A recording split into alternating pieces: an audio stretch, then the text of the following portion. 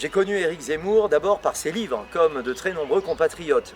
Je suis enseignant en histoire et il est certain que sa plume, ses connaissances, sa passion pour notre pays et pour notre histoire m'ont séduit. Je dois dire que je me suis inspiré pour certains de mes cours d'un certain nombre de ses références. Alors j'ai dans ma bibliothèque pas mal de ses livres, je ne les ai pas tous, mais enfin Le suicide français, Mélancolie française, Un quinquennat pour rien, voilà pour l'essentiel. À force de lire ces livres, je me suis rendu compte que nous faisions exactement les mêmes analyses quant au déclin de notre pays et aux solutions qu'il fallait absolument adopter pour mettre fin à ce déclin.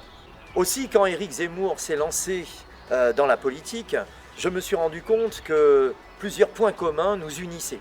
D'abord le prénom, Éric, qui va redevenir à la mode. Ensuite, un amour passionné de l'histoire de notre pays, un amour chevillé au corps de notre patrie, et aussi cette notion fondamentale d'assimilation. Éric Zemmour a des ancêtres juifs et berbères, je compte parmi mes ancêtres des Italiens, et il est certain que les hommes politiques de la Troisième République ont été particulièrement exigeants avec l'assimilation des étrangers d'origine européenne à l'époque. À la fin du XIXe siècle, les dirigeants de la Troisième République avaient instauré le droit du sang pour permettre aux enfants d'immigrés de s'assimiler dans notre République. Mes ancêtres en faisaient partie et on a dit à mes ancêtres, maintenant que vous êtes Français, vous devez vous comporter comme des Français et encore plus. Mes ancêtres ont pris au pied de la lettre les injonctions de la Troisième République. Je ne parle pas italien, toute ma vie est en France et aujourd'hui, eh bien, je me sens pleinement français. Je rappelle que de très nombreux Français ont des ancêtres polonais, espagnols, italiens, portugais. À l'époque, ils formaient une minorité invisible. Ils n'ont pas bénéficié de discrimination positive ou de passe-droit. Ils ont dû progresser grâce à leur mérite et au respect des lois de la République.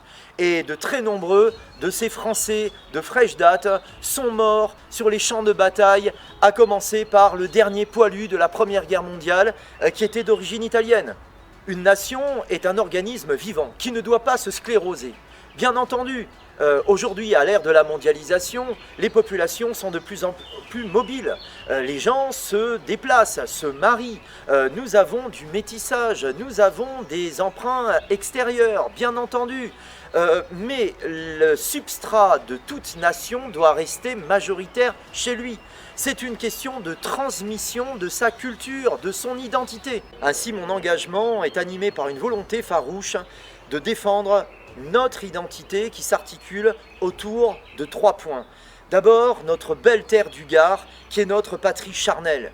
Ensuite, la France, qui est notre patrie historique.